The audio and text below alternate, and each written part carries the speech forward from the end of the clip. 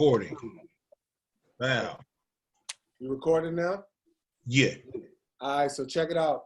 First of all, I want to thank all you brothers to the Chop Shop. You know how we get down. I got a guest on, one of my coworkers. Me and him be chopping up about some important stuff. So he hit me up and said, "Yo, I want to get in on that convo." So he's at the bottom. We call him Poke. Cool dude, just like y'all. He just like y'all. A real cat. He gonna be in on the conversation. So this is how we gonna rock it, like we always do. So since it's 1, 2, 3, 4, 5, 6, it's 8 of us. Last week we used a format where we did all of the questions and everybody did their own questions. So I think I'm gonna try on this one. I'm gonna go around and do one question at a time. So we'll get some input and then we'll go back around. And then at the very end, what we'll do is have a round table discussion, because I know we all got a lot to talk about.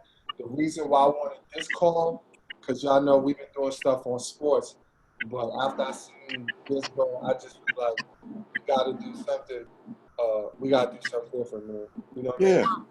It was necessary for us to do a call like this versus doing sports. Hey, yo, V, if that's you, yeah, appreciate it. And we had to do something, man. We got to make our voices known, man, because it's too much going on. And one of the reasons why I got off of social media is because I was seeing a lot of garbage on it. Like people weren't really talking about nothing. And then a handful of people who do was like, we don't really like dig in like we should. So I was like, we just create our own platform. You know what I mean? And what better way to start something than do it with some dudes who got the same vision, the same mindset and everything. So I'm going to go. So this is going to be the order.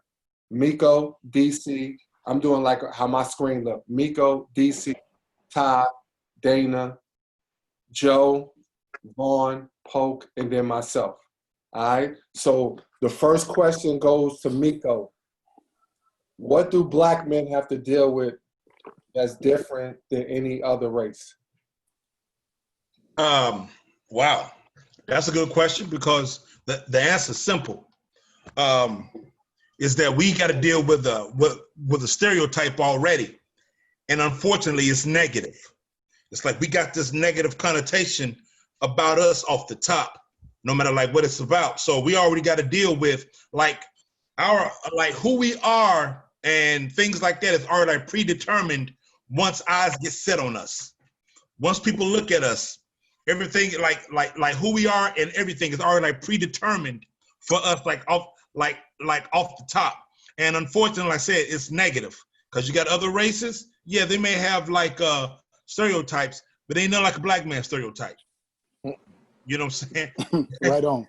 It ain't nothing like a black man stereotype at all. So it's like, and that's what we got to deal with, you know, and that's just one of them. You know what I'm saying? It's a whole lot, but I'm just gonna leave it at that one, because I know this panel got a whole lot more to say. But for me, that's the one thing that I'm saying right there. It's a negative stereotype from the beginning, off the cuff. You know what I mean? No doubt. And I listen, fellas, since we got 4 questions each, right? And since we going around and we doing it like this, make sure you don't go no more than like 2 minutes. I know it's hard. We go 3 to stretch it, but because I want to get all of the questions done, and I don't want us to do like we did last time when we was on 2 hours and 48 minutes. I don't want to go no more than 1 hour and 30, because I think that, you know, you lose people after more than that. You know what I mean? Right. Some people you're going to lose after 30 minutes, you know what I mean? Because their mental state, they can't, but they can sit there and watch something that has no information that's value. You know what I mean? So DC, you up next. What you think about that question, brother? Yeah, that's a heavy question. Actually, Rome, all your questions were pretty heavy. As I was thinking about them, it weighed heavy on my heart. But at any rate, right out the gate, anytime that we deal with police, and now even citizens that may not necessarily look like us, we come in contact with them, we lose our lives. Unlike most races, you have an altercation with the officer, you might be taking a Burger King and get a sandwich on your way to jail. We gonna get that death penalty. They're gonna put us to death. We're looked upon suspiciously every time, just because of our skin color. Along with that, we always appear to be a threat. We the last to get hired, the first to get fired. We have a higher unemployment rate than most races. We always are at the bottom of everything, whether it's health, whether you got diabetes, high blood pressure, asthma, these conditions, and I don't know how yet, but we tend to get the worst of the worst. We are typically the tail, not the head. And so when it comes to dealing with issues, do the math, count them. There's so many on every level, whether it's politics, education, finances, incarceration, all of that. We are on the low end, and in some cases, the high end when it's bad. So a lot for us to deal with as Black men. Oh man, that was a mouthful. It's on you, Ty. What you think, brother? Man, I just feel like it's basically our skin color. You know what I mean? That's the automatic alert. Because when they see us, no matter who you are or what you've done in life, they look at us as if what they see on TV or what they see on the news. So it's crazy because, like you said, look at everybody on this platform right here. Educated, family men, you know what I mean? Good people. But if you took the average, white person, whatever, who saw us, they'd just look at us as a bunch of criminals a lot of time because that's their only identification of us, because most of them don't mess with us. Like, you know what I mean? And to me, that's the most problem, is that most of them don't even know us. They don't associate with us. They know celebrities who they love no matter what. But it's crazy to me always how a lot of racist people, they don't like Black people, but they love LeBron. You know what I mean? Or they love Jordan. Like, you know what I mean? I mean, real racist people who just they hate us. Their kids will be wearing Jordans and LeBrons and Kobe's and all that, but I'm like, they're Black too.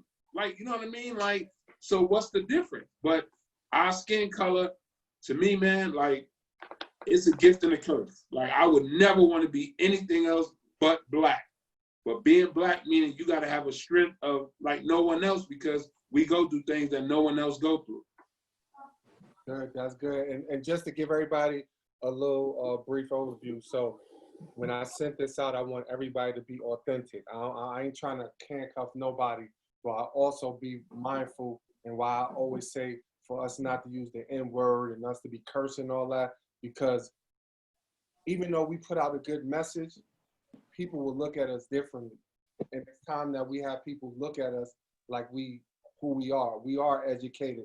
Yeah, when we're in the hood and we talk a certain way, I get it. But sometimes to get through to these people and the people that matter, we got to talk from a different perspective. Because like Ty said, they look at us and view us a whole different way than who we really are. They don't know because I wear a do-rag that I got a degree, or my man Dan. You know what I'm saying? They're going to look at us based upon the stereotypes of our community. So we're going to always be ahead of whatever they try to do, because they can never hold us back. So with that being said, it's on you, Dana. Well, what we have to deal with, and I always say, is the police and the media. The police and the media.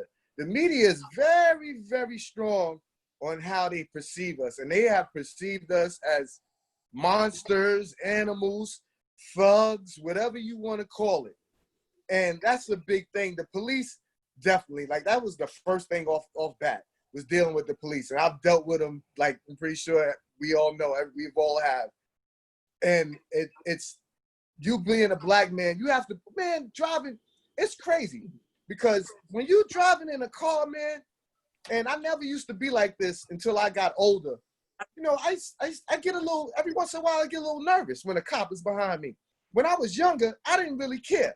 Because, you know, it was just totally different. I had that, you know, it's just different.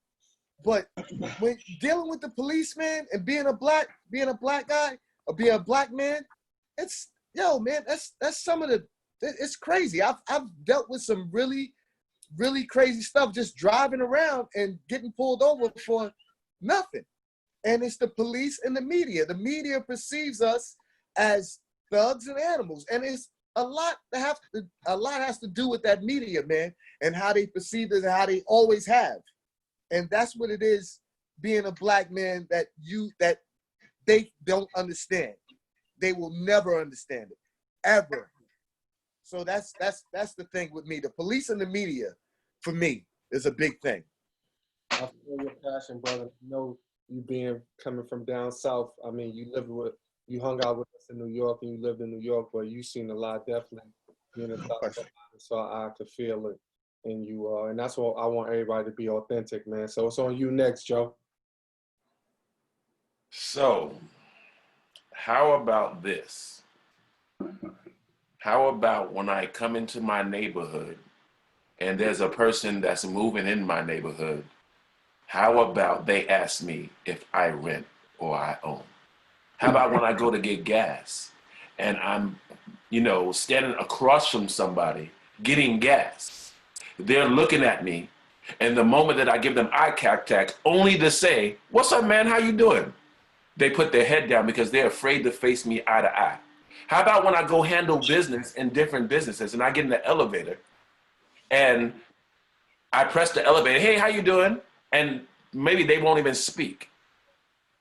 I mean, everything you got to realize, just like Ty said, being black, it comes with a lot of stuff. I never even thought about being another race. I never thought about even the advantages of being one or the other. But I do know, and they're not disadvantages. They are perceived, they're flaws in how other people perceive us. Like I know 4 people on this panel from when I was little. I've never had a conversation with them about whether they like white or black.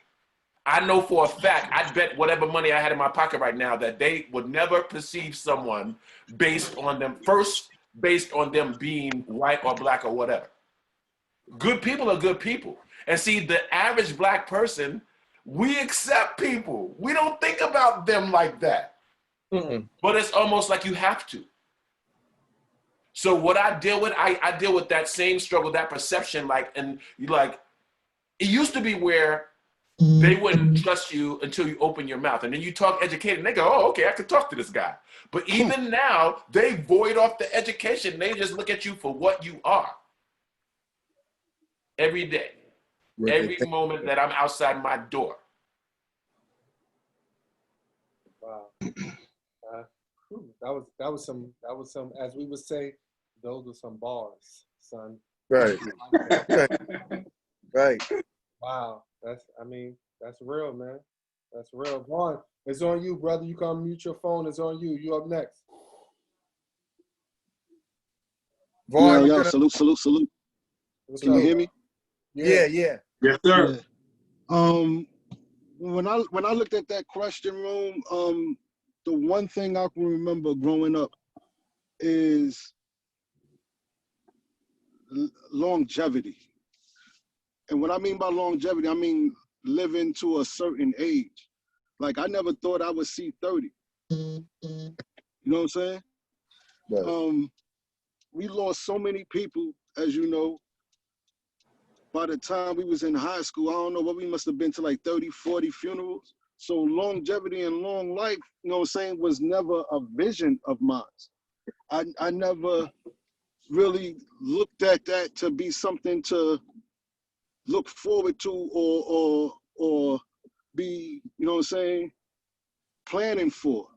And I think that's one of the things growing up as a black man that, you know what I'm saying, that is almost embedded in us. The amount of, and I'm not just talking of violence, but it could be accidents, it could be health issues, you know what I'm saying? But just living and having a life, man. I mean, my father died when I was 2. You know what I'm saying? It was very rare that I knew anybody who had a father around, let alone that they knew their father. Right. You know what I'm saying? Growing up in the hood. So for me, it would be longevity and life after a certain age that I don't think that other races are having to deal with. Right. No doubt. Oh man, Poke is on you, brother. That was some good stuff, V. Yeah, what's funny, man, Joe hit it right on the head, man. I live in a condo right outside of Pentagon City, man. So it's cool, right? And I can afford it, you know what I mean? And I'm getting on the elevator and I'm holding the elevator for this white lady, to come on. Like we pull up at the same time, we get out. She got her groceries, I got my bag. I get in the elevator, I'm holding the elevator for her. So she like fiddling around. I'm like, ma'am, are you coming? She's like, no, I'm not gonna come. So I just like roll my eyes. The next time I see her, she does the same thing. So I basically have to tell her, I said, look, ma'am, I'm 6'5", 421 pounds. If I wanted to snatch you in this elevator or snatch you around the corner or do whatever I want to do to you, it would have been done a long time ago. I'm trying to go upstairs and go to sleep. That's it. Your fear of me is so stupid, it's ridiculous. Like my man said, I don't want to bother you. I don't care nothing about you, your kids, none of that, man. I just want to go to work, man, come home, take care of my kids, my lady, and live my life. But those stereotypes that are reinforced by real people, right? But at the end of the day, all of us are not the same. Like you said, we're all educated, man. We all working, we're all doing our thing. And to have to get up every day, man, and put a mask on and have to kind of play a game with people sometimes, that's tiring. Yes. You know, so yes. I took mine off a long time ago, right? You're gonna have to accept me for who I am, man. And like you said, when you open your mouth, oh, you had to play football. I did, but why did I have to play football? Right. Why did I have to play basketball? Why couldn't I have been a neuroscientist? Why couldn't I have been a geek, a nerd, and just be 6'5" and 400 pounds, right? So, and like my man said with the violence, I didn't grow up in squalor. I didn't grow up in the hood, but I hung in the hood. And I did a lot of things that I shouldn't have done to stay away from the white boys and stay away from the well-to-do black dudes that didn't, associate with the dudes in the hood. I associated with the dudes in the hood. So I know them both, you know what I'm saying? And I still live my life that way, man. I play it that way, but man, their fear of us, man, is absolutely ridiculous. And then if you go back to it, you brought us here. So why would you bring an inferior race here to build the world and then be scared of them? But you brought us here to build it. You knew we were smart. Rome, it makes no logical sense, man. It just don't make sense to me. That's crazy. So I think for me, man, it's so much. I mean, pretty much y'all said everything. I would say pressure, right? Like pressure to make it out of just our community, right? Like, so that means like Pope, you just said, why can't I be a doctor? Why can't I be a lawyer? So we have the pressure of being an athlete to try to make it out just to get our parents out. Then we have to deal with the violence within, the drugs, the lack of education, the improper treatment, the schools that don't get the same opportunity. So when we get to about 20 years old and then we come in contact and now you understand and why I'm upset and why I got rage, well, look at how we've been systematically left behind for years. So how would you feel? You know what I'm saying? Like they see us as, and that's why I always try to carry myself in a way so people of other backgrounds can understand. Because when they see you, they already think one way. They're like, oh, I didn't know you was educated. Well, what did you think? Like, do we all look uneducated? Are we not smart? Or you look uneducated, you know what I'm saying? We don't have the same level of intelligence. So I think that what they don't understand is that we deal with so much every single day that when we go out, it's like now, if you driving a nice car, I got 3 nice cars in my crib. Like the police was behind me the other day and I felt myself like driving slow. I'm like, for what? Right. The reality is that, because I live in Virginia, Commonwealth State, it's a whole different ballgame. You know what I'm saying? So I'm coming home late at night because I work the 2:30 to 11 shift. What if one of these cops pull me over in a dark place? Because we see what happened in broad daylight. You know what I'm saying? Right. So I don't think they really understand, man. So we got a lot to deal with that other races don't deal with. And it starts when we are kids. You look at us as inferior, and then you want us to excel in a way that you don't even make it systematically fair for us to have the opportunity across the board. I ain't talking about a few LeBrons, a few Jordan. I'm talking about across the board. Give us an equal opportunity like every other race, and we will dominate like we've always done. Period. So, hey, Rome, what you just said was the key to the whole thing, is that they know who we are. Our problem is we don't know who we are. You know what I mean? I always say that. Like, believe me, they know we are better than them. The reason they need a head start of us because they know if we start off on the same level, we're going to go past them. So they got to make it difficult for us to succeed. You know what I mean? And we still succeeded even with all the difficulty. So they know who we are. Our main problem is we have to sit down and figure out who we are and treat each other in that way. Like on this phone, on this call right here now, I see 1, 2, 3, 4, 5, 6, 7, 8, 9 kings.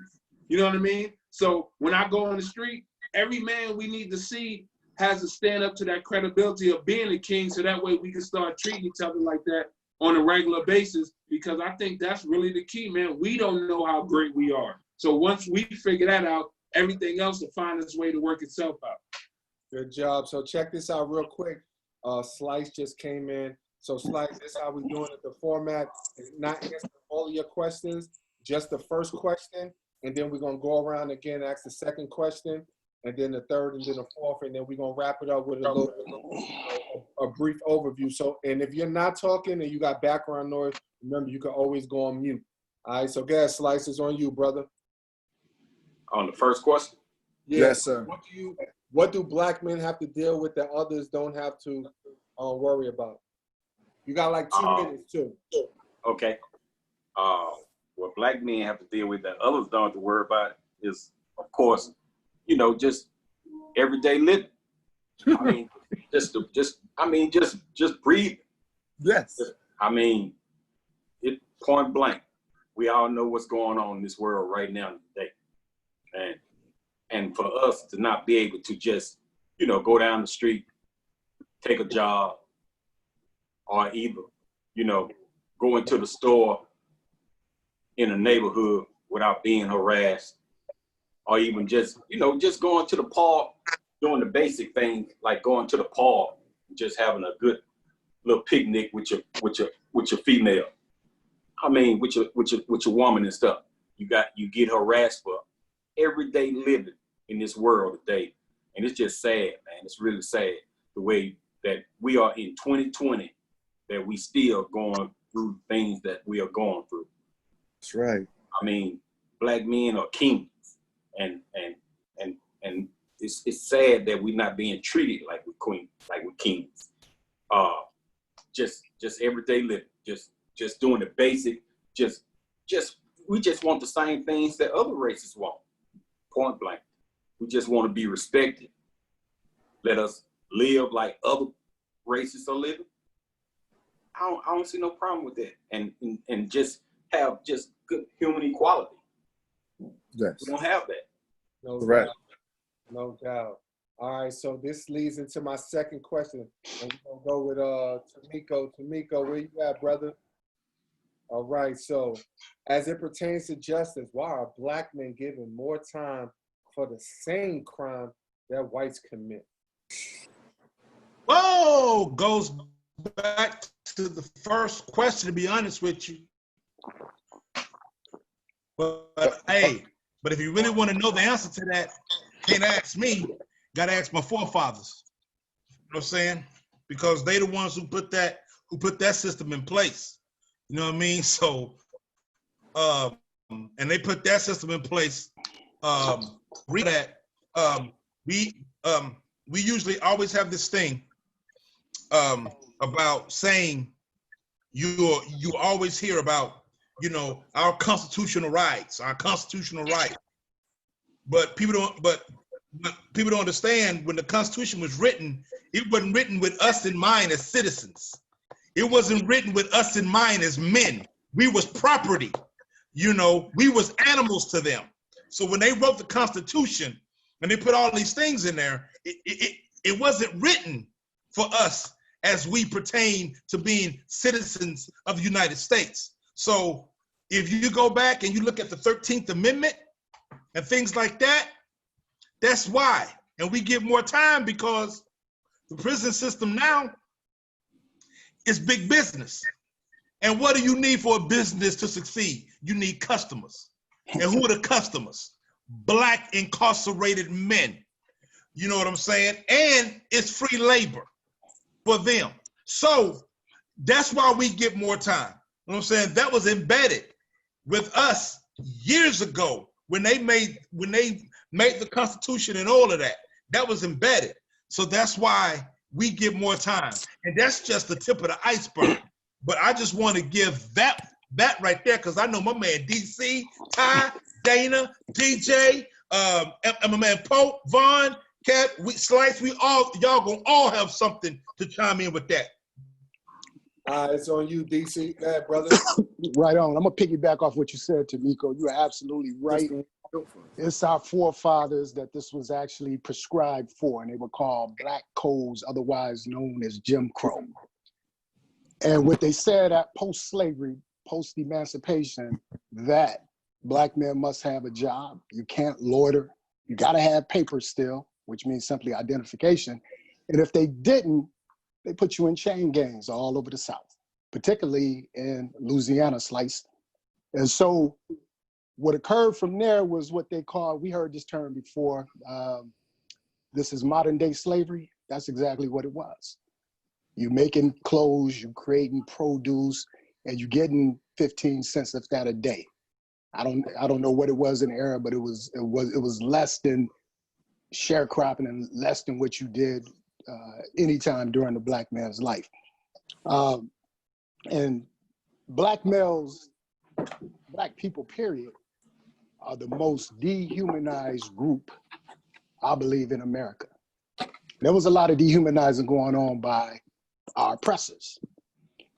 Don't matter the violence done to us. It didn't matter the high incarceration rates. No one has no sympathy, empathy, or any outrage towards what happens to us at the hands of, again, police or any other common citizen who decides to accost or approach us. And the Americans' public towards racism, in my opinion, gives consent to the police to be our executioners and those that incarcerate us. And in my opinion, it started historically based on Tamiko's point, and we're seeing the same thing that exists. The only difference is now we can put that spotlight on them with that simple camera phone and expose the dirt that they do to us daily. Still hard to get a conviction off of that. Then they wonder why we riot. I'm good. Good job, man. It's on Ty next. Go ahead, Ty. Well, the reason why, of course, there's more of us in there than them is like everybody been saying. It's just another form of slavery. You know what I mean? Like, think about it. You take a bunch of men, you lock them up, you make them work for big companies where they ain't got to pay them no money. So they making money off of us for not only us working, but like you said, prisons are like hotels now. Like, you know what I mean? They got to fill them rooms up. So just like I guarantee they're building more jails right now than they are schools. So they got to fill them jails up. So what they doing is a thing about it, the way the drug thing went. If you take a whole bunch of drugs, right, and throw it in the neighborhood, and you know you put the drugs there, when you go in there, how hard is it going to be to bust people for drugs? You know they got it, you just gave it to them. You know what I'm saying? You give them guns. You know they're going to kill each other because you just gave it to them. You know what I mean? So jails is a place where not only they do business and make money off of us, but it just makes us look worse as people, because if you look at jails, the percentage of the people in jail is us. And we doing football numbers. We ain't going to jail for months. And they giving us football numbers for stuff that they giving them probation on. You know what I mean? I saw the other day where this kid got like 11 years in jail for assault or something like that. And then there was this white lady who hung a kid at her daycare center, and they gave her probation. Hung a kid. Like, and the funny thing about this story, it was a white lady, and I'm saying to myself, the kid had to be black. Think about it. Like, ain't no kid. Like, if a white lady hung a white kid, she'll probably go to jail. But if you hang a black kid, like, they looking at it like, well, he probably did something wrong. You know what I mean? Like, so jails is meant for us to go there, man. They only built them for us, man. Anybody else in there besides us, they done made a mistake. And I'm done. Oh, man. Go ahead, Dane. It's on you, brother. Listen, mine's is simple, very simple. It wasn't the reason why the system wasn't built for us, man. It wasn't. I mean, as far as the laws weren't for us. They weren't thinking about us. We had never been a thought in their minds. Never. Don't get it. Everybody thinks we've never been a thought in their minds except for mules and slaves. That's the only thing we've ever been with them. And my mother grew up down south. She couldn't wait to get from down there.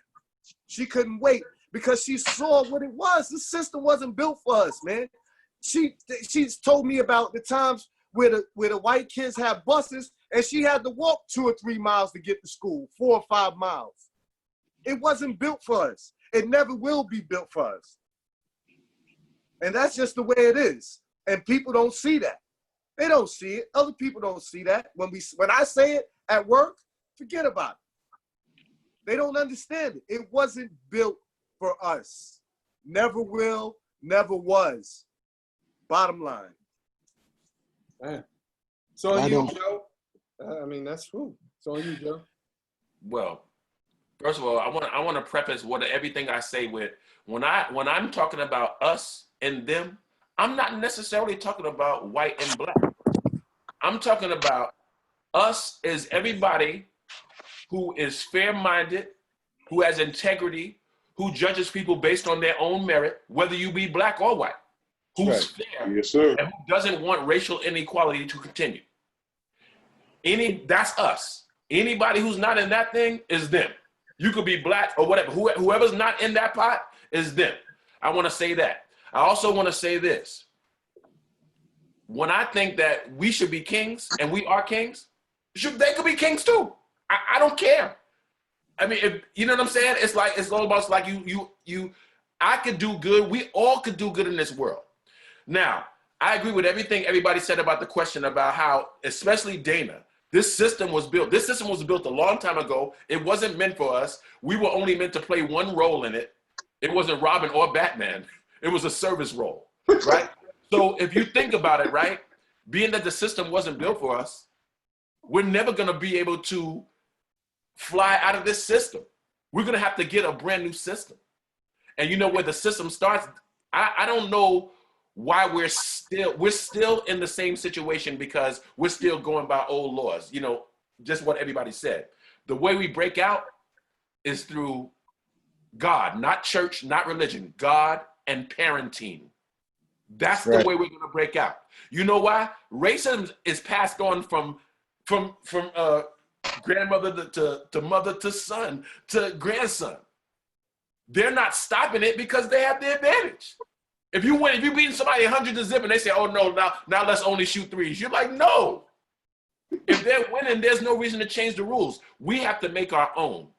We have to decide right now that we're going to make our own. And we have to start from the really small children, because it might be too late for us.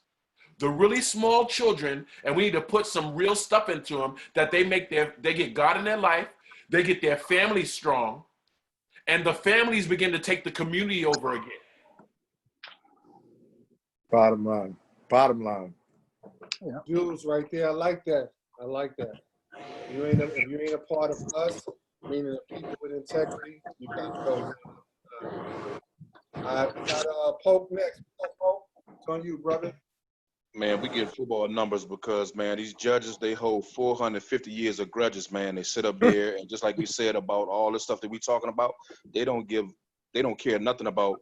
We're nobody to them, man. A white boy could steal a car, I could steal a car, same age, same everything. See the white kid, man, you got probation, go home to your mother. You ain't got no family. He don't know nothing about me, and he might know something about me, but just because he don't care about the plight of our situation, he gonna give me 25 years of life, and I'm gone. Like, they don't care. That because they like my man said, they run everything, and they're so afraid of us. They want to just exterminate us and get rid of us. So they just fill up the jails. We work in one, and we see that the system doesn't work, you know, and it just fill up jails with us, man. Like I said, cheap labor. I got guys in prison calling me on the phone, asking me about trips and all that kind of stuff. And I know you work in a jail. I mean, I know you in prison. You know what I mean? Like I said, 10, 15 cents a day. Like, it's ridiculous, man. So, like we said, we'll never get ahead. But I do like the fact that my man said, teach the kids, man. Give them what they need to do. Feed them. Keep the families intact, man, and move forward so that we can get past this system stuff, because we can never beat it, man, if we don't unify. Good stuff, man. Good stuff. Vaughn, it's on you, brother. You can unmute now. Appreciate it. Yeah, no doubt. You know what's crazy, man? When we was growing up, if we had 10 pounds of crack and we got arrested, we was looking at a 1 to 3. A white dude can have 2 ounces of cocaine and 6 and months get a death probation. penalty. He not even getting probation. They letting him go. He's just a user. Right. Like Right. everybody. Right. The system wasn't meant for us, but it was made for us. It was Right. made for us to be in. They do not want the black family to survive and succeed. Because for order the black family to survive and succeed, then you need the black man. You need that father. And we didn't have that father for various reasons. So I mean, the system, man, it's a shame, man, but but we can't give up hope. No. You know? We can't give up hope and we cannot give up faith. Right. We need those two things. Why? Because we have seeds now. And we're here now. And we're gonna make sure that we was there when our fathers wasn't there. I mean, I don't know how many of your brothers in there had your fathers around, but I don't have a recollection of my father. I don't have a memory of my father. My father died when I was 2.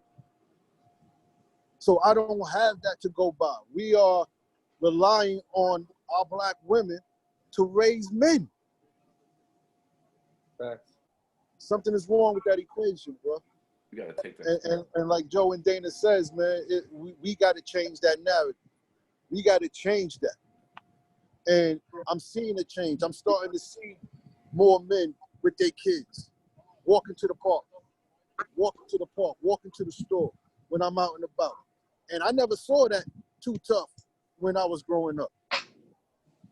So I'm going to rely on that hope and rely on that faith when it comes to this, man. Good job, Copy brother. that. Copy that. Amen. All right, we got you. Slices on you, brother. Well, when it comes to justice, why black men are given more time, because pretty much the brothers done hit on everything that it comes down to. Pretty much, first and foremost, like they said, man, we got to start thinking like kingdom minded. We got to start thinking about having faith, having hope, and seek our Lord and Savior, man. Because in these days and times, bro, that's all we got. That's all we got.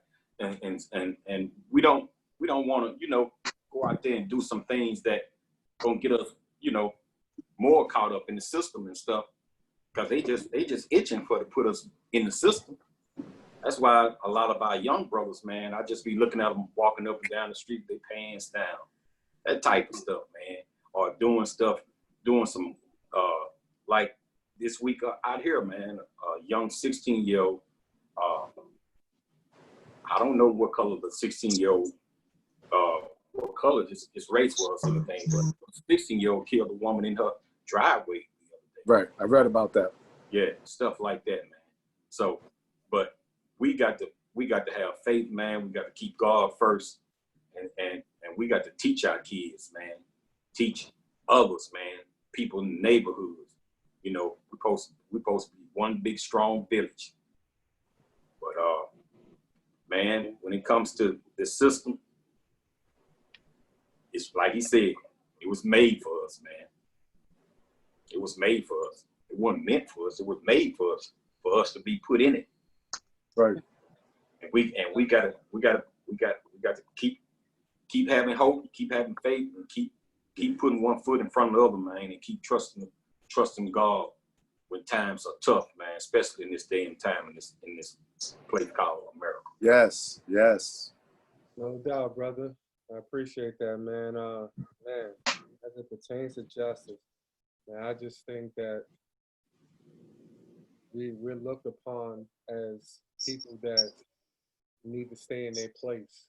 You know what I mean? Like, we shouldn't say nothing, but them days is over. Like, I tell people all the time, this ain't the 50s and the 60s. Like, we just not going for it, man. I think that we got to stop with this constitutional rights and all of that, because I think Miko said it earlier, like, when they drew all of that up, like, no minority had no say-so on that. So it's time to revisit that and redo that and revamp it when you now have every race that could participate. You have so many people of color, other descents that are in Congress and all of that. We need a whole new constitution, because y'all going on something that happened before we even was looked upon as a person. So of course it's not gonna be beneficial for us. You know what I'm saying? So that same guy we could get locked up together and do the same thing. Me and Polk work at a juvenile correctional facility right now, and when I first got it, I'm like, yo, where the white kids at, right? Because I know when I was in Arizona, we had everything, black, white, Mexican, everything. I'm like, man, where the white kids at? You know where they at? In rehabilitation centers, at home with their parents. Our kids get locked up sometimes because their parents don't come get them, but sometimes just because they black. Right. And that has to change. Like, Right. that's why all of these protesters, these march, we're tired.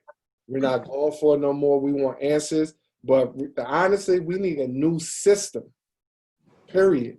Like, it's time to destroy and rebuild, period. I don't want to hear about the Constitution. And I don't want to hear about our forefathers, because they weren't our forefathers. Right. Do the history on the forefathers. That's right. Like, we ignore that. And the crazy thing, I'm gonna go to the next question, is Cap was trying to tell everybody something so valuable, but they didn't want to hear the messenger, so they disregarded the message. And it's so ironic that the thing that's going on with this brother of George Floyd that got killed is the same thing that Cap was saying. It's just a different knee. You know what I'm saying? Like, when are we gonna get it? That's all I got, man. Right.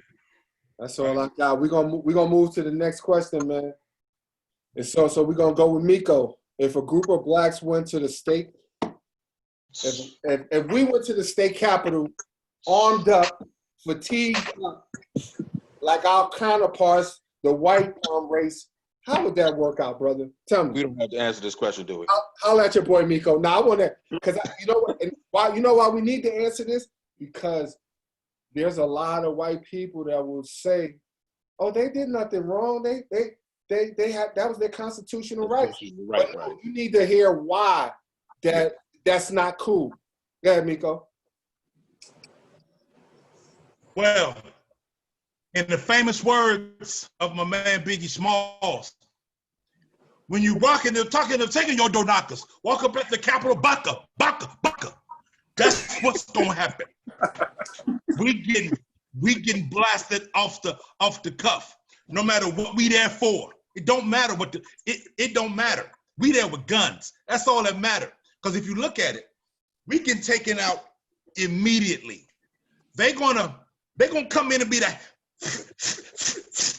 freeze. That's what they're gonna do. And the reason for that is, like I said, it's because the first two questions, everything has led to this. It's a reason for that. It's how they look at us already. We're supposed to be property. They got mad when they let us go, quote unquote, free. But we ain't really even free. They just tolerating us. You know what I mean? So if we were to show up, like I said, they're saying already, and I seen this on Facebook.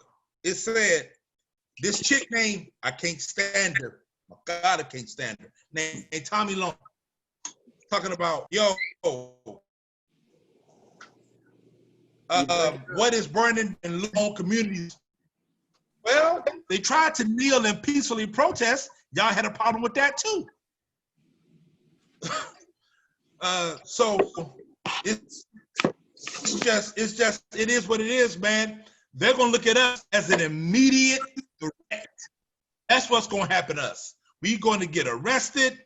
We're gonna get shot at. We're gonna get beat down because off the top, we're an immediate threat. That's my time. It's on you, DC.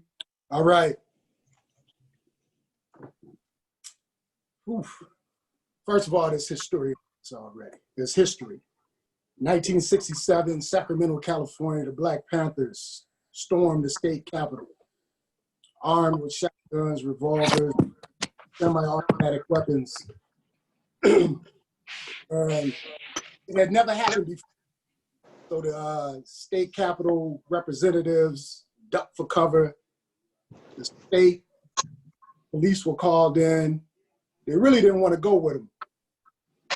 But what they said was, you are illegal in what you're doing. Of course, they brought out the Constitution. To your point earlier, Rome, does that really apply to us? In this case, it did, but it didn't. They were all arrested, guns confiscated. They got lawyers, they beat the case. And what happened after that, the FBI, and we all know J. Edgar Hoover's history, watch a Netflix movie called COINTELPRO, Counterintelligence Program. Yeah. Decimated campus, drugged them up. I remember the movie when Tupac, his mother said, they will give you the very things to kill yourself. And that's what they did. It's a wonder why many of us got mental health problems, because of all of the stuff we deal with, and why many of us are alcoholics and take a lot of drugs. And that's no excuse for us, but that's part of the symptoms there.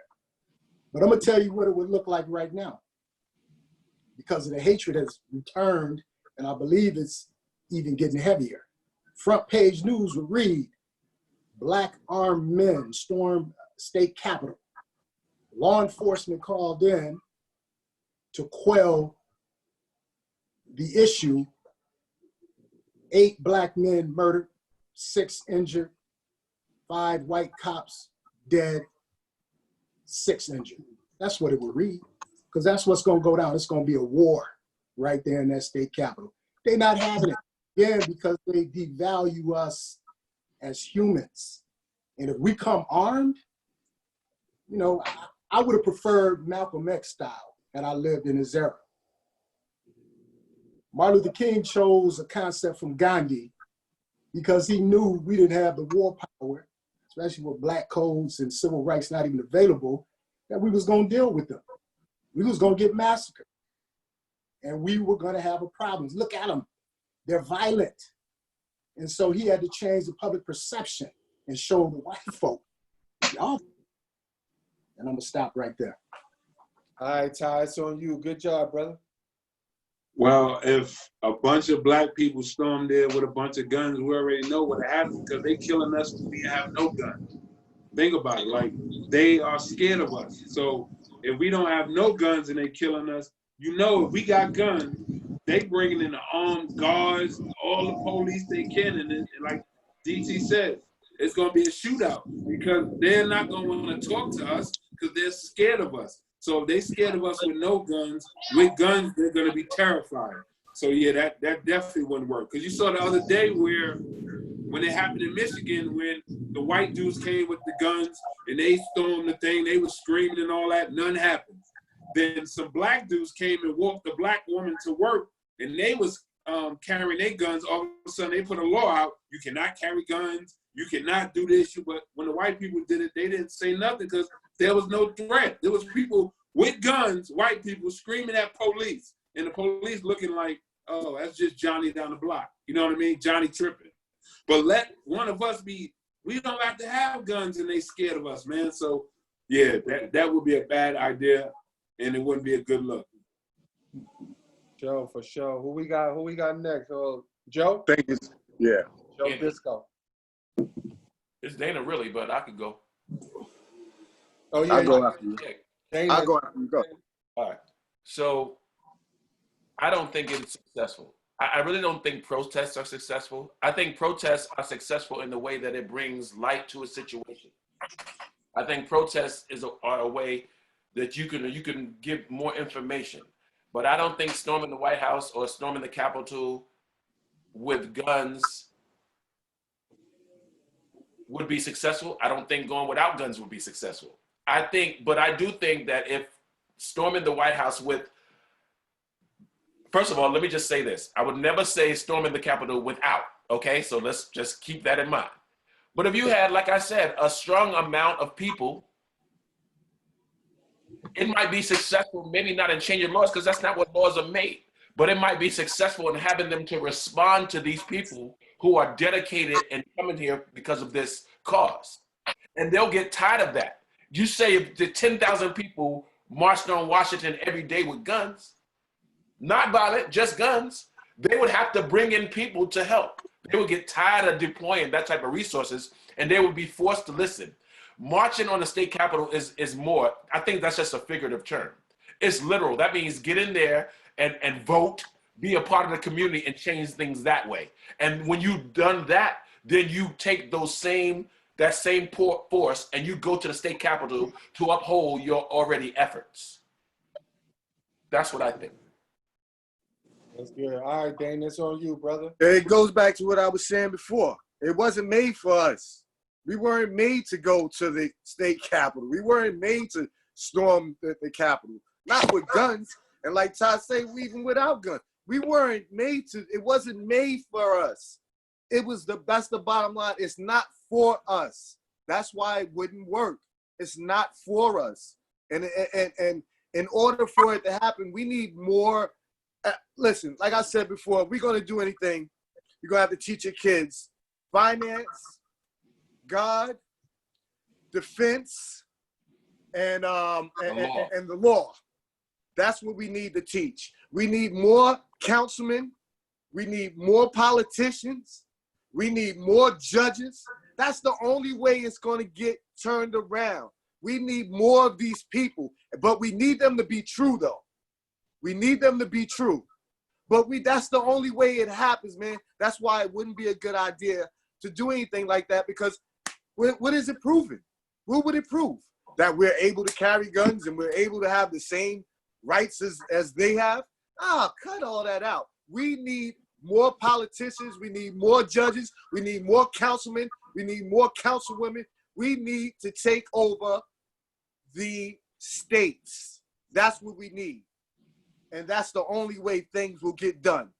That's the way if we teach our kids finance, we teach them God, we teach them to defend yourself, because believe me, them white kids down in South Carolina, they know how to pop them guns off. They know how to defend themselves because their family have taught them how to defend themselves. We need that. That's what we need. That's why it wouldn't work. All right, it's on you, Pope. I told you I'm very short, man. I'm like my man, it would be a massacre, man, period. It would not be good, man. They don't want to hear anything we have to say. What right do we have to walk up there with guns to talk to these people, man? They don't care, man. It just wouldn't be good, bro. Bottom line. What about you, Slice? Straight to the point. Yeah, I like that. I like that one, bro. Yeah, because I'm with him on that one. Because man, if we went there, it just ain't nothing good gonna come out of it, man. But a bunch of us dead. We'll just be dead, and then they'll flip the script, turn it around, say we came up there and tried to attack them, blase, blase. We brought all that on ourselves, just like they doing now around the world. Every time you hear something go down, here they go putting the victim, on trial. I'm so sick and tired of them putting the victim on trial. What about the perpetrator? What about the person who committed the crime against them, killed them? You know, the first person that goes on trial is the victim. Here we go with the news, the media, turning around. And of course, you know, the police turning around. That's just like the same thing happened here. I mean, my man was sitting up in his own house. They started putting him on trial about he smoking marijuana and what was in his system, this and that. He was sitting up in his own apartment, man, watching TV, eating ice cream. He ended up dead. They started putting him on trial. Man, it's just terrible, man. Terrible. We went up there I wouldn't advise us to do that at all, because here we go, we're gonna be outmanned, and they're gonna turn it around, flip it around, script it like they want to script it, like they always do, just like the cops are doing. What if we had 10,000? Good job, man. One of the reasons why I asked this question is because we see different narratives, right, to show that the injustices that happens on a day-to-day basis. I remember when I saw that on the news, and I'm saying to myself, man, if we went up there like that, like it'd be over for them black dudes. Like it'd be over. You know what I mean? Like, and they did not do anything. It wasn't no arrest. It wasn't nothing. Right.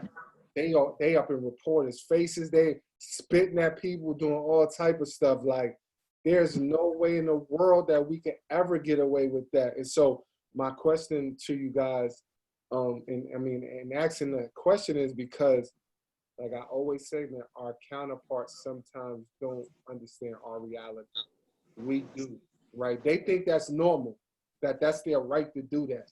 No, man, you can't go up there with no assault rifles and stuff like that and get in front of the police.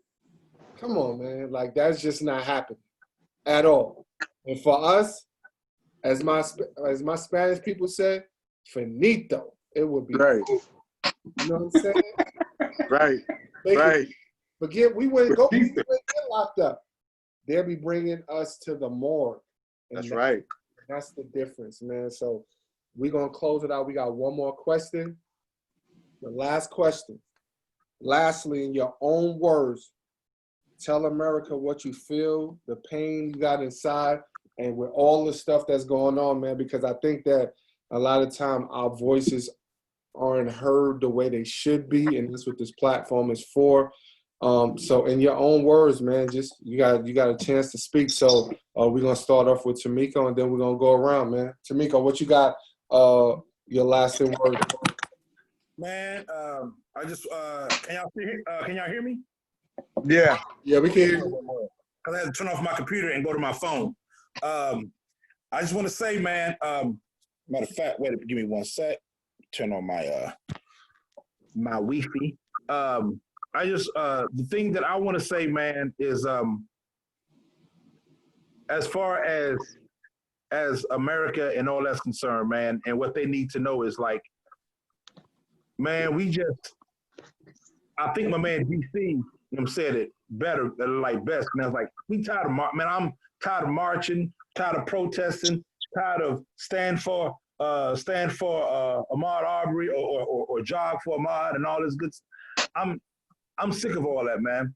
If, man, within the past, 2 weeks now, 2-3 weeks, I say 2 weeks, we've dealt with Ahmaud Arbery, Breonna Taylor, my man in Central Park with Central Park Karen is what they call Please. her, and my man George Floyd. Within a matter of like 2 weeks. Uh-oh. You went mute. You froze up. You froze up, brother. All right, so he froze up right now. We're gonna move over to who is next? There you go. You on now? Miko, you back? We can't hear you. Technically, yeah, we can hear you now. Speak up. Okay, yeah, like I was saying, can you hear me? I'm Yeah, good. we can hear you, brother. You Like I good? was saying, the lady in Central Park, man, she knew all she had to do was just weaponize her racism. That's it. She knew all she had to do was just weaponize it. All I gotta do is just talk frantically and say there's an African-American man that's threatening me. That's all I gotta do, and your life is over. You're done. And we sick of that. We sick of that narrative, man.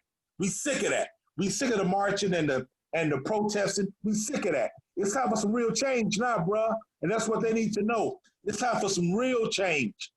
And that's what I want to say, just to get it in like real quick. The floor is all yours.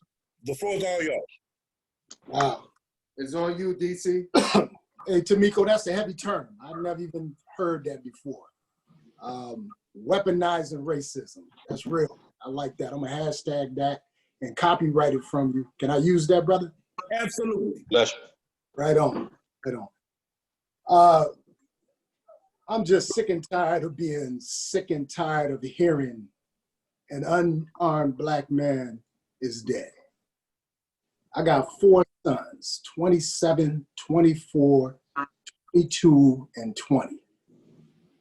I shouldn't have to fear for their lives every day that they lead out.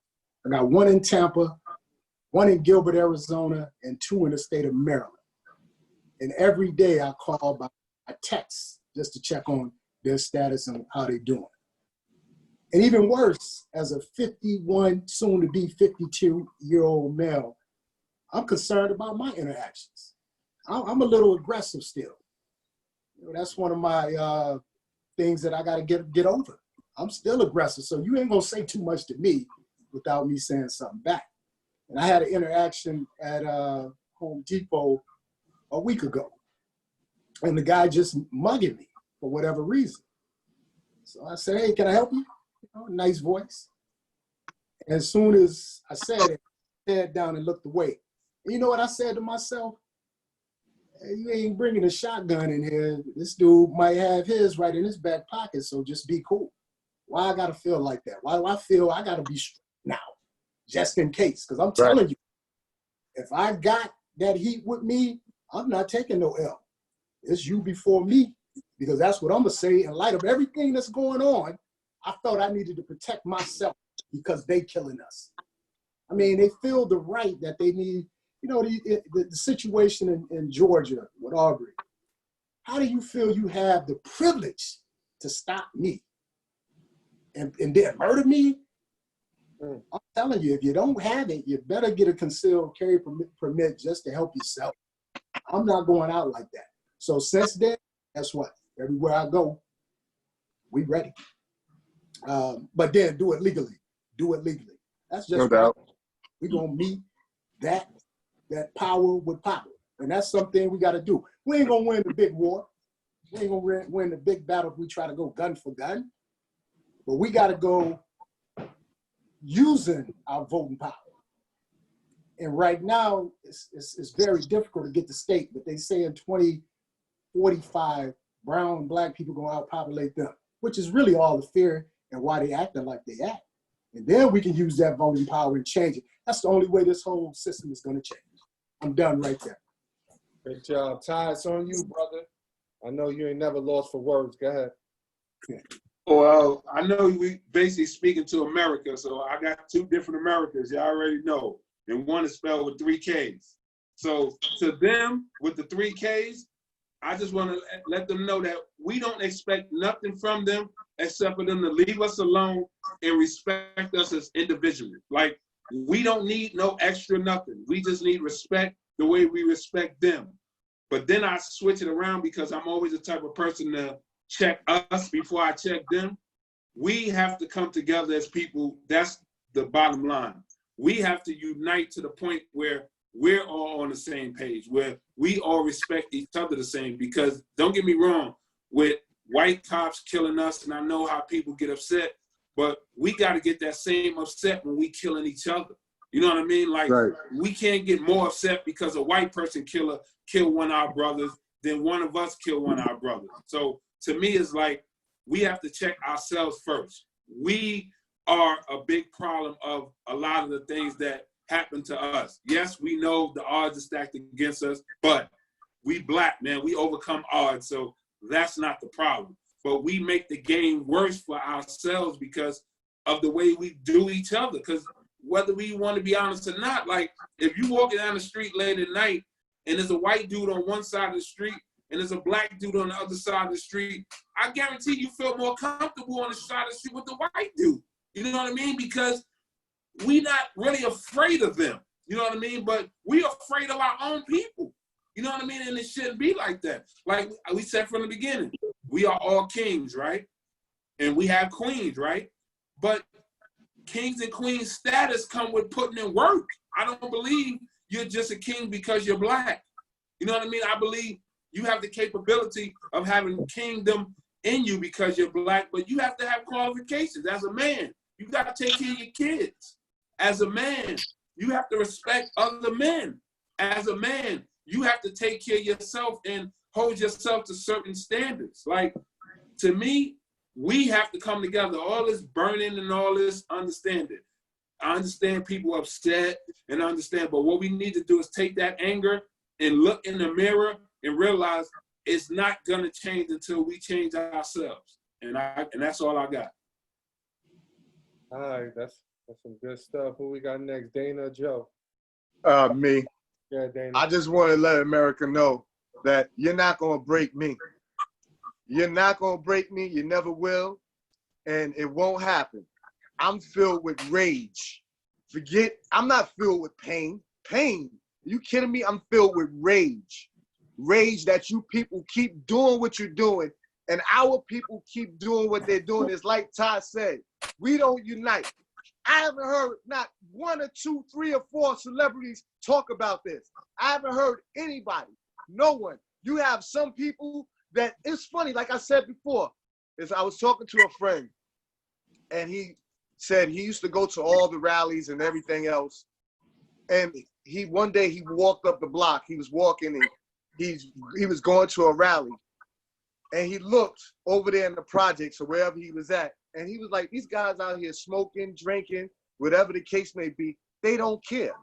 And that's the problem. Not enough of us care. But America is not going to break me. And that's what I want to say. They shouldn't break us. They should never. We should be filled with more desire than anything to actually to hold on to our sanity, because it will break you. It will. If you let them do it, they'll break you down. But like I said, I'm not going to be broken. And that's the way. That's it for me. That's the way I feel. It's on you, Joe. Good job, Dana. It's on you, Joe. You know, I sat and watched the video. You know, even though I already knew what the outcome was, I sat and watched it. This is me. This is me and how I'm raised. Even though I know that as a result from whatever was going on, that George Floyd was going to die, I was sitting there hoping, waiting for this guy to let his knee off his neck. Like, I'm just waiting. Like, my humanity is screaming inside me, like, he has to get up. I know he's going to get up. Maybe he didn't die right there. What I got to say to America is this. We understand what the system is. We want to change the system. And in order for us to change the system, then we got to be our best selves in this system that's currently.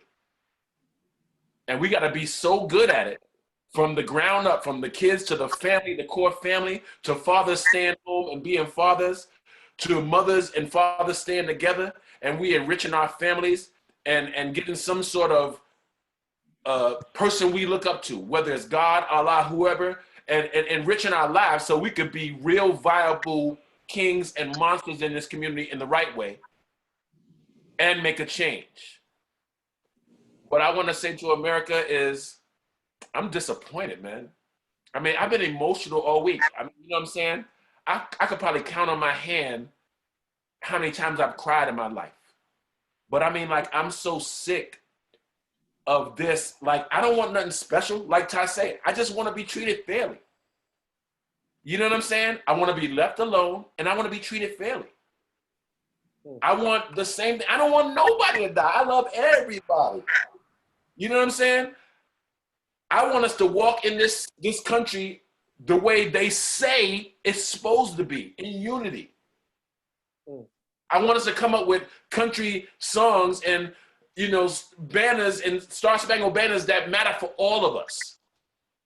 I want to really, when we talk about America the Beautiful and how great we are, I want it to be real. And it ain't real.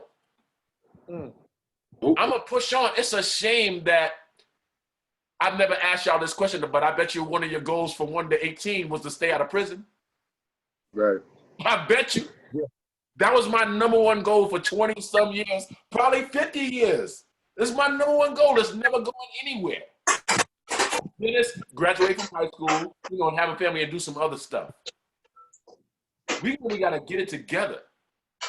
Everybody. That's it. Jules right there. Yep. Who we got next? We got Pope. You up next, Pope. What's up, brother? Man, I got PTSD, so I'm numb to a lot of it, man. I got a lot of stuff going on, man. A lot of loss, a lot of grief, a lot of anger, a lot of hate, a lot of rage. And I'm like my man, I think it's Daryl, right? I've got my guns. I'm not going like that. My family's not going like that. I'm not gonna watch none of y'all get pressed out. somebody behind is gonna get dusted. I'm just tired of playing with them. I'm tired of singing Kumbaya, holding hands and all that. Right. It's not working, right? So I'm gonna be humble. I'm gonna humble myself or whatever. But if you bring it to me, trust me, like my man say, I got something for you. You know what I'm saying? Because it's built up, man. It's built, and like you say, watching these videos and watching people protest and watching who's not with us and who's not doing, who's not saying. I'm watching what people ain't saying, who are not showing, who's not showing up at this time, right? All these allies, all these white folks, and all these people that are supposed to be allies, and these good white folks, where they at? So I'm saying, so I'm tired of it, man. If it comes down to me, man, I want all smoke from this day forward. All smoke. That means everybody on this computer right now. If I see you out there and something's going on, trust and believe I'm going to jail or I'm going in the bag. That's it. And that's where I'm at with it. Period. Right. From this day forward, I was like that before, but I was like I said, I had a little bit more humility, right? But my PTSD and my just level of just being tired, it's over. I'm done. Right. Sick of it. Done. Good stuff, man. Vaughn, it's on you, brother. Yeah, man. America, hello. I mean, we love you. But we want you to love us. When I thought of this, man, I thought of Malcolm X and the saying that he said that we didn't land on Plymouth Rock landed on us. That's right. You know what I'm saying? And to piggyback on the brother right before me, man, like the protesting, man, I'm done with that, B. I'm not with that no more. I was marching with my aunt at 5 and 6 years old. My feet tired. You know what I'm saying? All I know, Rome, and y'all, man, violence respects violence, B. At the end of the day. That's right. Violence respects violence. That's it. You may not love me, but you're gonna respect me. Yes, You ain't sir. gonna love me, but you're gonna respect me. Because I'm not taking that. At all. At all. That's not an option for me. Nah. But I love you, America. With all due respect. Rome, on that note, I'm out, brother. All right, Vaughn. We appreciate you. Vaughn. Yeah. We All got, right, B. B, see you later.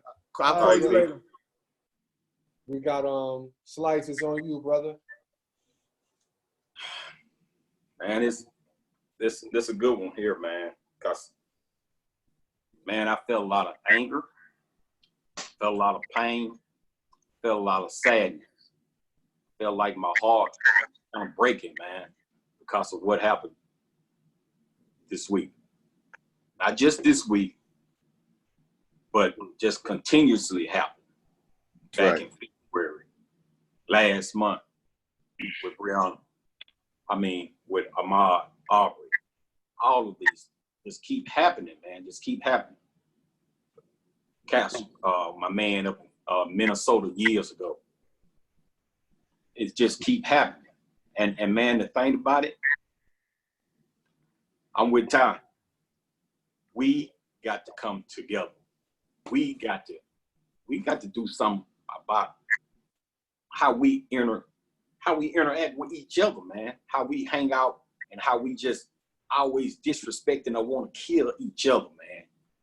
If we don't start with us, man, we never gonna get anywhere. You got other races, man, living together. They can live like 10, 12 deep in a house. I bet you 10 or 12 of us can't live in a house together. It ain't gonna last. Ain't gonna happen. Ain't gonna last no time, or something gonna happen bad. You know, we got to start with us, man. We got to start treating each other with respect and love, man. We got to start with us. And one of the key things I always been telling people, man. This is one of the big things that I've been looking at. Hey, justice will not be served until those unaffected, and you know who you are, the unaffected, everybody else are as outraged as those who are affected. That's right. Until Yes, they sir. come on board, man. That's what I've been saying to more than a lot of people this week. Until they get upset, ain't nothing gonna ever happen or change. Until they come on board and say they had enough of it happening to us. Right. It's too many of them not saying nothing. And until they get tired, as long as it happening to us and that it's not happening to them, they don't care. They don't care. So that's what, like Ty said, that's what I'm saying. We got to start caring about each other first and build each other up and love and respect one another. We can go to the Apple Hours spot and somebody bumping another. Here we go. Right. Somebody step on somebody's foot. Here we go. Right. Man, that's crazy to me. That's crazy to me. We don't even love and respect each other first. We got to start with each other. And until they come on board with us and be upset about what's happening, we're not going to get anywhere. In a story on that. Yes, sir. Man. That's right. That's right. Powerful. Let me conclude it with this. I wrote a quote, right? You reap what you sow. America, you reap what you sow. Like, you can't continue to dismantle, disrespect, and think that people just gonna sit around and like nothing. Like I said earlier, this ain't the 50s, the 60s, or the 70s. Where people nowadays are revolutionized. They got guns. They don't care if they go out in the blaze. It ain't like when you was hanging on our people, lynching our people. We're just not going for that. And then speaking to us, the people that are always on the back end of things and who always are the ones looking and having to carry the mantle when everything breaks down. Like, it's important that we get involved in stuff that matters. Voting. November 3rd should be the biggest day for all of us. And people that we know, like, we've got to vote. And I know when I was young, I was like, man, voting don't really matter because they're going to pick whoever they want anyway. Right. I got older, man, and I realized, let me tell you, this dude Trump, since he's been in office, right? He put 158 judges in place. So what does that mean? In a bigger scheme, that means when our kids are going to court, that means when you get a traffic ticket or if you get something that your same counterpart get, he putting people in place to give you more time than you should get. And this is across the board. See, this is stuff that we don't know, we don't pay attention to because we more focus on entertainment versus education. We've got to get, now I'm not just talking about voting for the president. We got to start voting locally, man. We got to get these, if we're going to create change, we got to get these governors, these senators, these congressmen. We got to get people in there. As Dana said, people who have our best interests at heart. And I'm not just talking about black people. I'm talking about those that are those that don't have power, right? Because right now, you know why Corona don't really matter? And you know why all of this stuff don't matter? Because it hasn't come to their front door. And when it comes to their front door, it's a whole different ballgame. But that's why emphasis should be on us to educate our people and say, listen, man, if we don't stop killing each other, if Ray killed Pookie or Johnny or whoever, yo, we need to handle it or we need to tell. Forget this, I'm not snitching. Right. Let you shoot one of their people. They tell him. That's right. You going to jail forever. Pope, no, I got kids, man, right now that's facing 20, 30, 40, 60 years. And the sad thing about it is that they don't even realize what's ahead of them. Like, they really think that it's a joke. Or they don't think that it's serious. And then and some of y'all know Ty, Joe, and Dana. I just spoke to iGuard the other day, and I said, yo, how many years did you do total? He was like, 22. I was like, so I said, what was your biggest adjustment? So he told me what he had to do to just get back to normal. And I'm saying, now this is a dude, a street dude, a real street dude who had to adapt. You cats are not even street dudes pretending to be street dudes and you going in there with grown men? Come on, man. Like, prisons is not the move. Like, you got to ask me to go to the bathroom, to get some water, to open your door, to get up, to move from here to go watch TV. Like, this is no life for nobody. You know what I mean? Like, America, this is the system that you've created.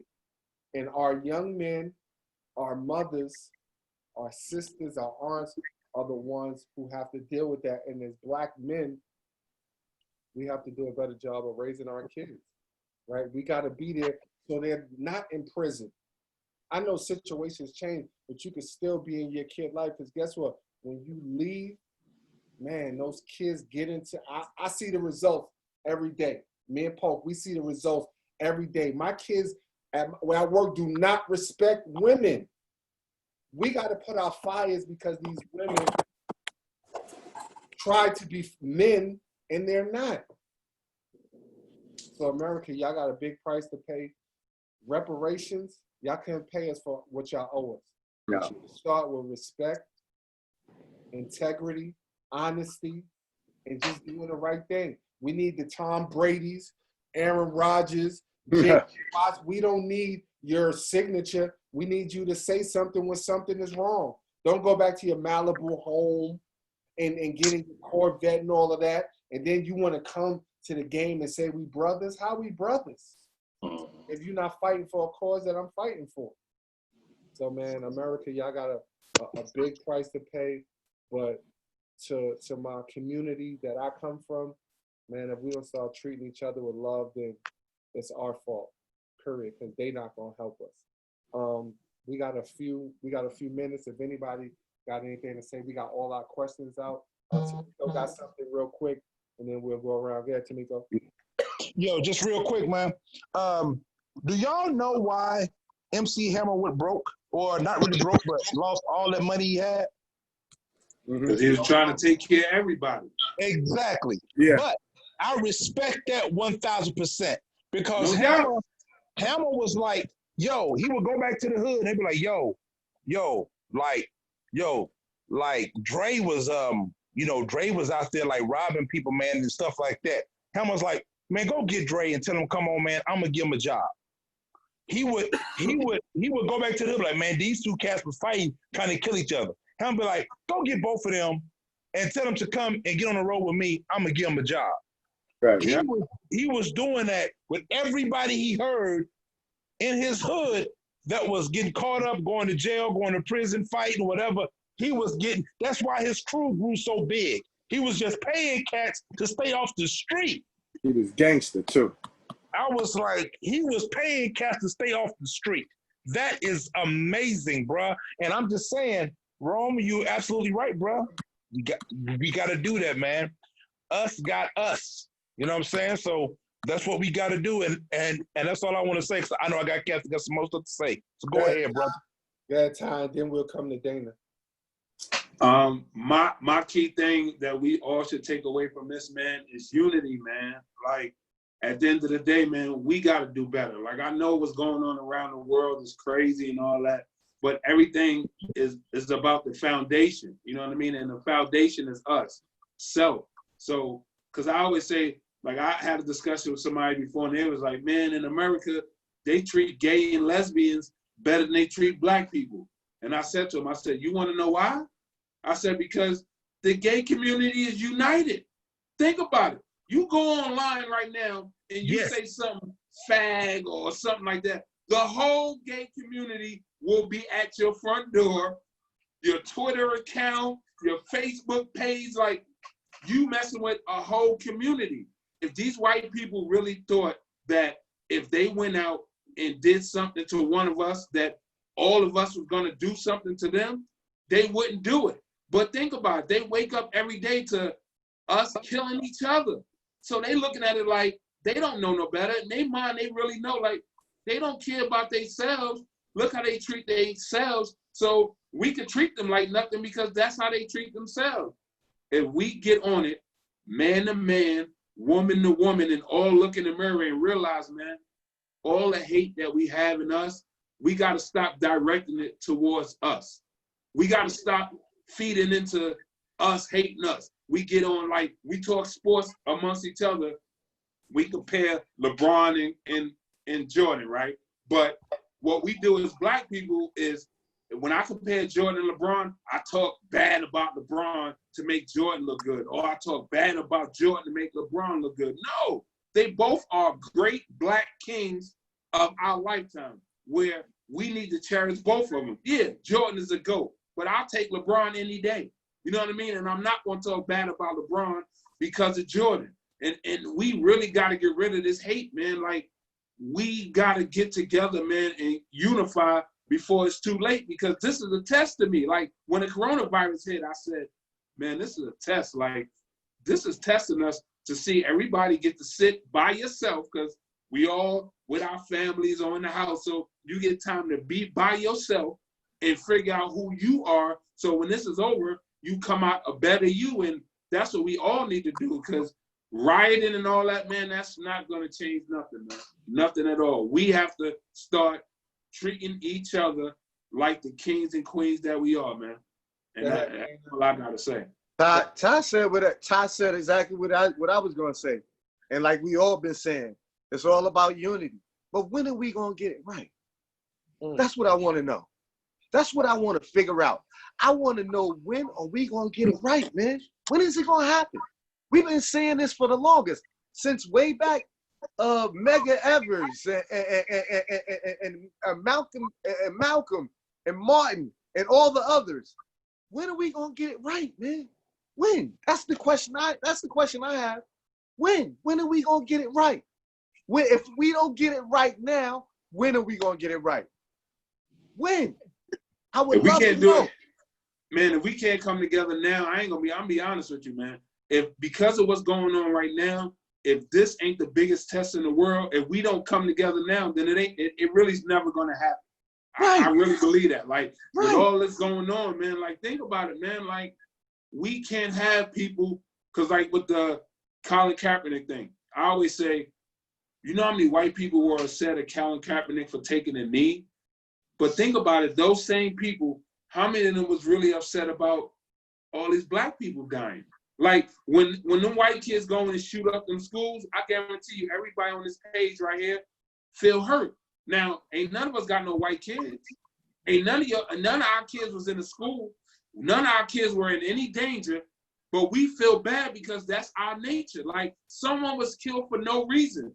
What's going on? Like, I don't be like, oh man, there was just some white kids. It ain't got nothing to do with it. Right. We got identified. I want to say something real quick. Hold on. Good. And then DC's after Joe. Go ahead, Joe. Everything you guys say about how we treat each other in unity, it's 100% spot on. And I want to say that when we say that, I'm agreeing to that because it's 100% spot on, but it's really an intrinsic 100%. That's like our responsibility to this situation. Right. And if that's us. If the them is hearing us talk, I don't want the them to think because we have these things that we're talking about intrinsically that gives them a pass. Oh, their responsibility, intrinsically theirs, is to treat everybody fair. Our responsibility is to do what we talked about. It's a twofold thing. You know what I'm saying? We got to be right and make our community stronger so we can excel. But whatever's going on over there,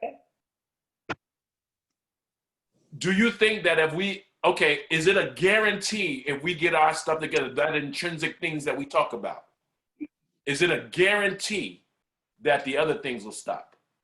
I don't think so. That's just a rhetorical statement.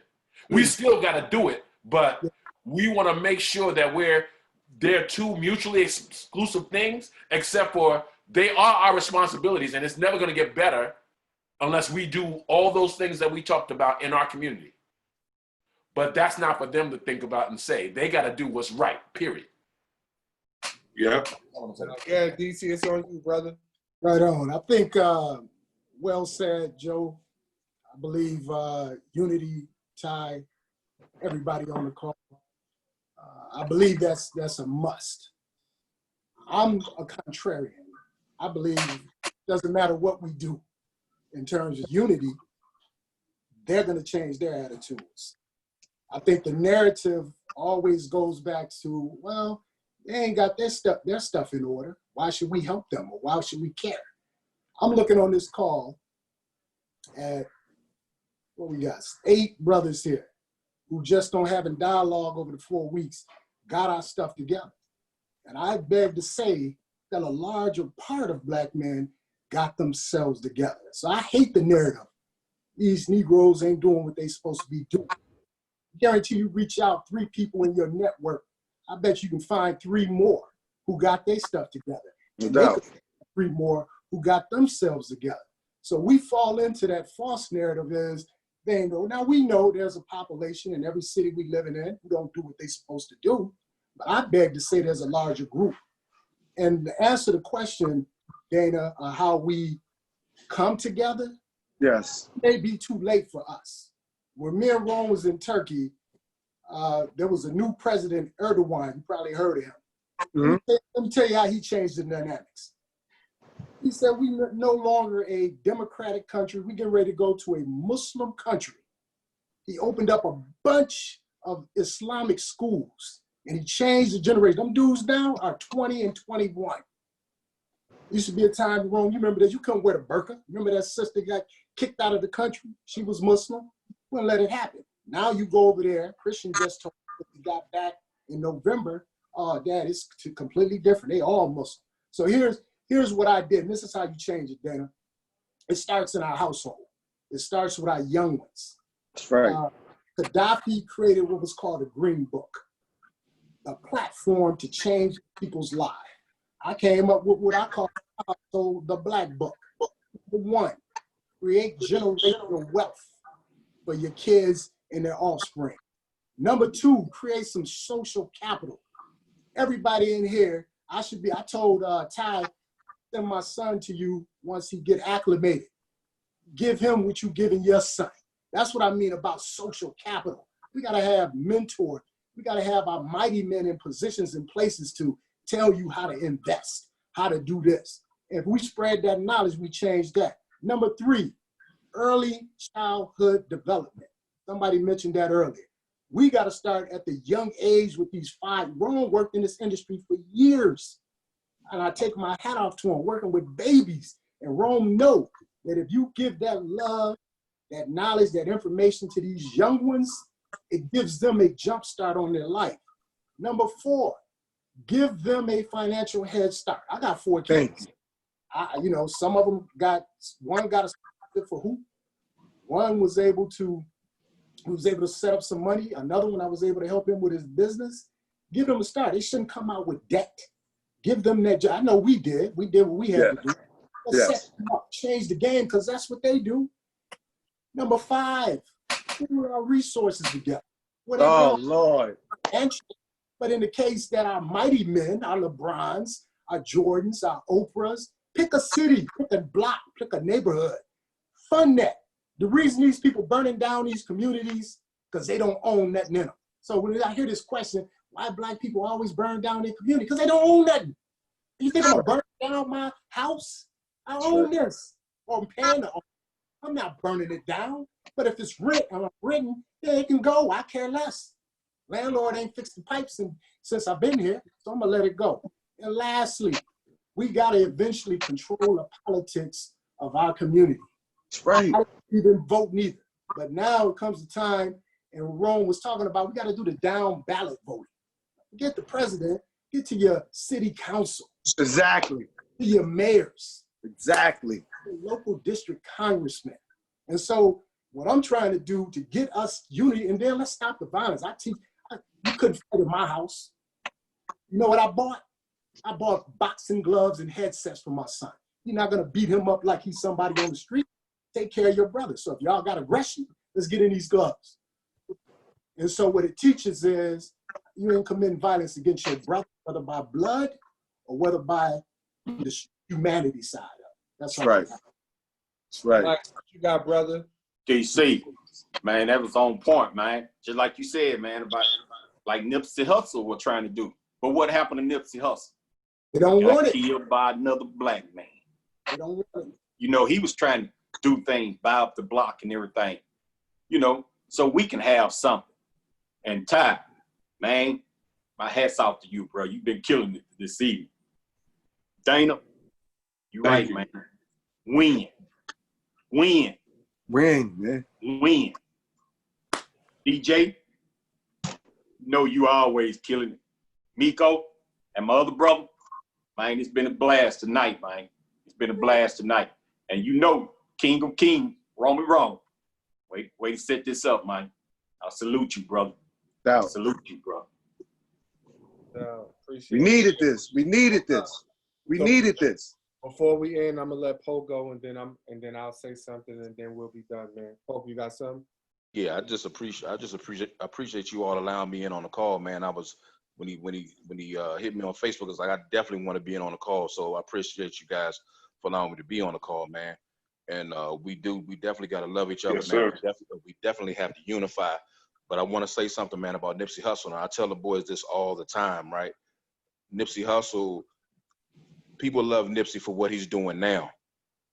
But Nipsey built and amassed a lot of that stuff off of crime and pain and hurt.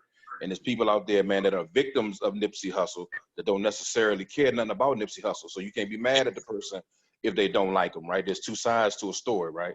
And I hate that he lost his life. By the end of the day, he probably left a wake of victims, and my man probably was one of them. I don't know what the case may be, but it was unfortunate. But at the end of the day, man, we definitely got to love each other, man, forgive each other, man, and be open and honest, and have open and honest dialogue with each other as black folks, black men, women, and families, man, so we can progress and get over a lot of the nonsense and the stereotypes, man, so we can be kings, queens, princesses, you know, and just move forward, man. Like I said, I appreciate y'all. God bless. God bless. Good one, Pope. So, Thank you. So as we close, one of the reasons why I wanted to do this call is because we've been doing calls about sports, and I was just like, it was just too much, man. My wife started to talk to me in a different way. Like, her rage is up, and she's passionate about helping people and stuff like that. And I could see how she's acting like with all of this stuff going on. I was just like, oh yeah, I definitely got to come up with something. I know my dude's gonna be ready to rock, and that's why I wanted everybody to be authentic, right? I didn't want nobody to be sugarcoating. I want you to speak from the heart. But also this platform, I want to thank Miko for allowing me to actually get a Zoom account because of him. Thanks, Miko. So we're using his platform, but what it made me do was go get my own as well. I think it's like for the whole year, it's like $157. So my challenge to you guys is that if you get a Zoom account, start creating these platforms for your friends. Because like somebody said, take 3 people, 4 people, whatever. Just think about what type of conversations we can have. Because all of us know so many different people that have dynamic ways about them. And we need to start, instead of hanging out at the club or the bar or the pool hall or whatever, man, we can have dialogue from home and talk about some real important stuff on really how to create change. Because if we don't have these conversations, if we don't change, we're doing a disservice to the people that died before us. Only reason why I do what I do now is because I always give it back to anybody that was before me who passed away to give us rights that we did not have. I feel, me personally, it's an honor to honor those people. Like, No question. I don't No know if question. I had the heart to risk being hung or risk being beaten, raped, rights taken away, dogs sprayed, dogs bitten, water spray. I don't know if I could. My mother went through it. You know what I mean? Right. So I think if we don't use our platforms in a positive way to create change, then we just like the people that cause all of this pain. That's right. With That's that right. being said, that's all that I got. I know Miko he'll send me the link, and then I'll send it out to everybody else, and then I'm gonna post it later on Facebook. First, I upload it, I put it on YouTube, and then I'm gonna put it on Facebook, and y'all can share with whoever you want, man. But salute to all of y'all for getting on the call. I know y'all could have been doing anything else. You know what I mean? You know how we do it. Solid. At the end of the day, man, all we got is us. That's One. right. Solid. Peace. All right, peace, y'all. Peace. Good night. Good night, homies. Good night, homies.